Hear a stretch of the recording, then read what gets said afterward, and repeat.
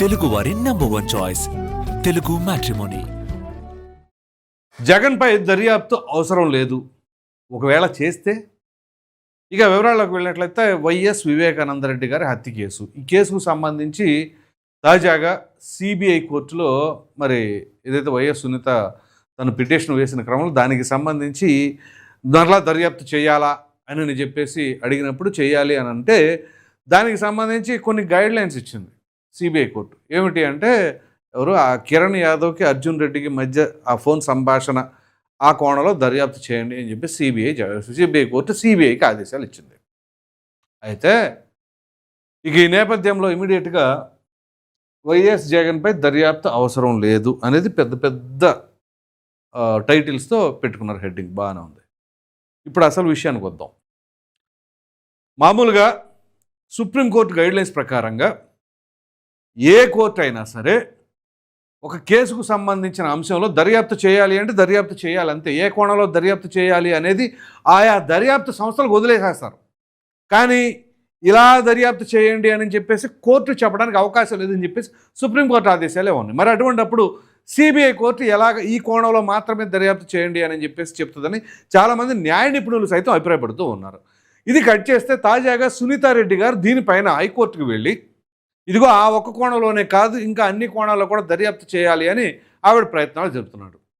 ఇది ఎలా ఉంటే ఇక్కడ వైసీపీ వాళ్ళు కావచ్చు, జగన్మోహన్ రెడ్డి గారి అభిమానులు కావచ్చు, పదే పదే దీన్ని ఎలా చెప్పుకుంటున్నారంటే ఇక్కడ దర్యాప్తు అవసరం లేదు, జగన్మోహన్ రెడ్డి గారి ఫోన్ కాల్స్ కానీ ఆ డేటాకు సంబంధించింది కానీ ఏమి టచ్ చేయాల్సిన అవసరం లేదు, అర్జున్ రెడ్డికి ఆ కిరణ్ యాదవ్కి మధ్య సంభాషణ ఒకటి చేస్తే చాలు అనగానే అమ్మయ్య జగన్మోహన్ రెడ్డి గారి పైన దర్యాప్తు అవసరం లేదు అంటే ఏంటి? అక్కడ దర్యాప్తు చేస్తే ఏమైంది? ఒకవేళ ఇప్పుడు దర్యాప్తు చేయొద్దని సిబిఐ కోర్టు చెప్పింది, ఇప్పుడు రేపు హైకోర్టు లేదు మొత్తం దర్యాప్తు చేయాలి అని అడిగింది అనుకోండి సునీతారెడ్డి గారి కోరుకున్న దాని ప్రకారంగా, అప్పుడు ఏమవుతుంది?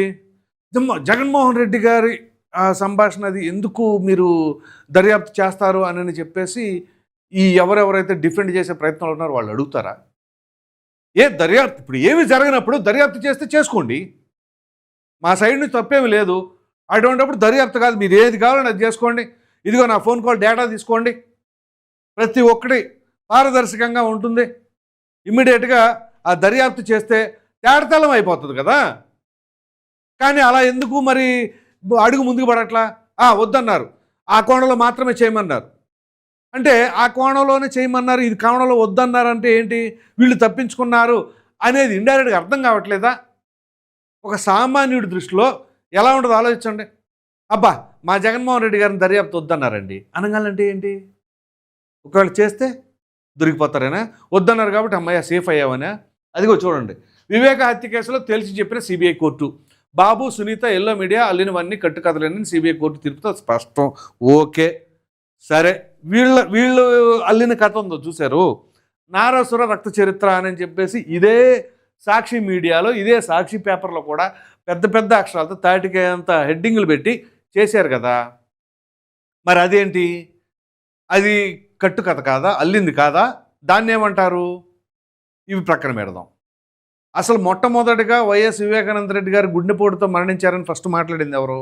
అది కూడా మీడియా ముఖంగా విజయసాయిరెడ్డి గారు కదా. అప్పుడు జగన్మోహన్ రెడ్డి గారితో అత్యంత సన్నిహితంగా లేరా అప్పుడు? మరి విజయసాయిరెడ్డి గారికి ఆ మాట ఎవరు చెప్పారు? లేకపోతే ఆయనే చూసి చెప్పాడా? చెబితే అంత కిరాతకంగా హత్య గావించబడిన వ్యక్తి గుండెపోటుతో మరణించాడని ఎందుకు చెప్పారు అనేది తేల్చాలిగా.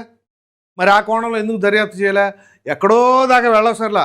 ఆ రోజు స్టార్టింగ్ పాయింట్ ఉదయం 6 గంటలకు జరిగిన ఇన్సిడెంటు, ఆయన ప్రెస్ మీట్ పెట్టి మాట్లాడింది విజయసాయిరెడ్డి. ఆ కోణంలో ఎందుకు అడగట్లా?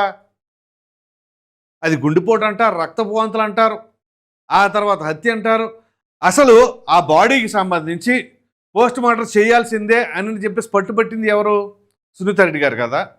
మామూలుగానే కట్టుకోట్లు అవన్నీ కట్టేసి సరే వాళ్ళు మరి ఖననం చేస్తారో లేకపోతే పాతి పెడతారో, వాళ్ళు ఏ రిలీజియన్ని ఫాలో అవుతారో ఆ ప్రకారం చేసేసే వాళ్ళే అంత్యక్రియలు పూర్తి చేద్దామని చెప్పేసి ఆ తొందరలో ఉన్నారు అని చెప్పేసి అప్పట్లో రాలేదా? సిఐ శంకర్ ఇచ్చిన స్టేట్మెంట్ ఏంటి? నాకు ఒత్తిళ్ళు ఉన్నాయి, అందు గురించి నేను అలా చెప్పానని. ఆ తర్వాత మాట మార్చింది ఏంటి? ఇలా ఎంతమంది మాటలు మార్చారు, ఎన్ని రకాలుగా. సాక్షాత్తు జగన్మోహన్ రెడ్డి గారే మాట మార్చారు కదా, ఏది నారాసుర రక్త చరిత్ర అని చెప్పేసి గొడ్డలతో అత్యంత కిరాతకంగా చెప్పారు. ఓ పక్కనేమో విజయసాయి రెడ్డి ఏమో గుండెపోటుతో మరణించాడు 6ంటికి, మళ్ళీ అదే రోజు సాయంత్రం జగన్మోహన్ రెడ్డి ఏమో అదిగో అత్యంత కిరాతకంగా గొడ్డలతో నరికేశారని చెప్పి చెప్తారు. ఏది నిజం? మరి దర్యాప్తు సంస్థలు మరి ఆ కోణంలో ఎందుకు చేయలేకపోయారు? ఒక సాదా సీదా లాయరు, అప్పుడే లా పట్టా పుచ్చుకున్న వ్యక్తి అయినా సరే వస్తే ఆ వ్యక్తి బ్రహ్మాండంగా క్వశ్చన్స్ అడుగుతాడు, దీనికి సంబంధించి అనుమానాలన్నీ కూడా. అయితే దీన్ని వైసీపీ వాళ్ళు ఎందుకు సంకలు కొట్టుకుంటున్నారు? ఇక్కడ ఆయన దర్యాప్తు అవసరం లేదన్నారు, అవసరం లేదన్న ఆయన దొరికిపోతున్నారు కదా. ఇక్కడ ఈ దర్యాప్తు అవసరం లేదన్న దగ్గర అయిపోతుంది కదా మ్యాటరు. సో ఏ వ్యక్తి మరణించినా అతని సమీప బంధువులకు తెలియజేయడం చాలా సహజం. ఓకే, తెలియజేయడం సహజమే. కానీ ఎప్పుడు అసలు వార్త బయటికి వచ్చింది ఎప్పుడు, వాళ్ళ దగ్గరికి రీచ్ అయింది ఎప్పుడు? అది నార్మల్ డెత్ అయితే ఓకే, ముందో వెనకో జరిగింది అనుకోవచ్చు. అది బ్రూటల్ మర్డర్. అక్కడ అంత బ్రూటల్ మర్డర్ కేసులో ముందు వెనక జరిగింది అంటే సహజం. అంటే ఎట్లా సహజం అయింది? అది సహజ మరణం కాదు కాబట్టి అది సహజం అవ్వదు, అసహజంగా జరిగింది అది. దాన్ని ఎలా అంటారు? ఇదిగో ఇప్పటికే విచారించిన సాక్షులను తిరిగి విచారించడం అంటే దర్యాప్తు మళ్ళీ మొదటి నుంచి ప్రారంభించినట్లు అవుతుంది. ఇది అనుమతించబడదు. ఎందుకు అసలు? పట్టుమని వారం రోజులు మొత్తాన్ని కూర్చోబెడితే అయిపోద్ది. పోనీ ఇదంతా ప్రక్కన పెడదాం. జగన్మోహన్ రెడ్డి గారికి ఏం సంబంధం లేదు, జగన్మోహన్ రెడ్డి గారికి సంబంధించిన వాళ్ళకి ఏమి సంబంధం లేదు, ఎవరో చేశారు, కిరాయి మర్డరే అనుకుందాం. పోనీ ఇదే జగన్మోహన్ రెడ్డి హత్య జరిగినప్పుడు ఏం కోరారు? సిబిఐ దర్యాప్తు కావాలి అని చెప్పేసి అడిగారు. ఓకే, వెంటనే అధికారంలోకి వచ్చారు. ఏమన్నారు? అవసరం సిబిఐ దర్యాప్తు అని చెప్పేసి మరలా మాట మార్చింది ఆయనే. పోనీ వీళ్ళు అధికారంలో దానిపైన ఏమైనా దర్యాప్తు జరిపారా 5 ఏళ్ల పదవీ కాలంలో? పోనీ అవినాష్ రెడ్డిని ఎందుకు అక్కడ సిబిఐ వాళ్ళు వస్తే అవినాష్ రెడ్డిని ఎందుకని కాపాడే ప్రయత్నం చేశారు? రాష్ట్ర పోలీస్ శాఖ కూడా చేతులు ఎత్తేసింది, మేమేం చేయలేమని చెప్పేసి సిబిఐ వాళ్ళే బెదిరిపోయేలాగా ఎందుకు చేశారు? అసలు ఒక రాష్ట్ర పోలీస్ శాఖ వాళ్ళు సిబిఐ పైన కేసు నమోదు చేసిన రికార్డులు ఎప్పుడైనా సరే ఏ రాష్ట్రంలో అయినా ఉన్నదా? ఒక ఆంధ్రప్రదేశ్లో జగన్మోహన్ రెడ్డి గారి హయాంలోనే జరిగిందా? ఇన్ని ప్రశ్నలు ఉత్పన్నమవుతూ ఉంటే దర్యాప్తు అవసరం లేదు. అమ్మయ్య సంతోషం. జగన్మోహన్ రెడ్డి గారి కంటే కూడా ఆయనకు సంబంధించిన అభిమానులు, ఆ పార్టీ క్యాడరు సంకలు కొట్టుకుంటారు. అసలు దొరికిపోతున్నారు అట్లా సంకలు కొట్టుకొనే. మా నాయకుడిది ఏం అవసరం లేదన్నారయ్యా, వాళ్ళ వరకే చేయమన్నారు అన్నారండి. ఏంటి మీ నాయకుడు చేస్తే ఏమైద్ది? దొరికిపోతారనే భయమా? అందు గురించి ఈ రకమైన మాటలు మాట్లాడుతున్నారా అనే విధానంలో పబ్లిక్ ఆలోచించరంటారా? మాట్లాడితే సునీతారెడ్డికి షాక్ తగిలింది, సునీతారెడ్డి ఇచ్చేసింది అంటే హత్య చేసింది ఎవరు? ఒకవేళ సునీతారెడ్డి గారి పైన ఆరోపణలు చేస్తున్నారు, మరి ఆవిడెందుకు పోరాడుతున్నారు? ఈ కోర్టు కాదు ఆ కోర్టు, ఆ కోర్టు కాదు ఈ కోర్టు అని చెప్పేసి నిరంతరం ఆ కేసుని ఎక్కడికక్కడ వీగిపోకుండా లైమ్ లైట్లో ఉంచుతుంది ఎవరు? సునీతారెడ్డే కదా. మరి ఆవిడకేం అవసరం అలా చేసుకున్నప్పుడు?